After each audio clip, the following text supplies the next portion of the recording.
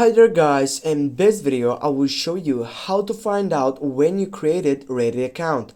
Firstly, get up into your profile section, then go to settings side, and when you get up into that, scroll down and go for help center on the first side. When you get up into your help center, then type for cake day. Let's see if when is my cake day.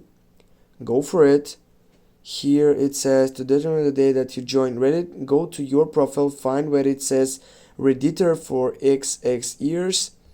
Now if you go up right here, you need to find out Redditor for XX years. And okay, go up firstly to your account, go to my profile, and here if you set up what is going on about section, you don't want to find out this setup. The main point of this site, if you want to find out that section, is by getting up to your browser. Then you need to type here for Reddit, and then you need to log in into your Reddit on your browser, and it will shows up that section.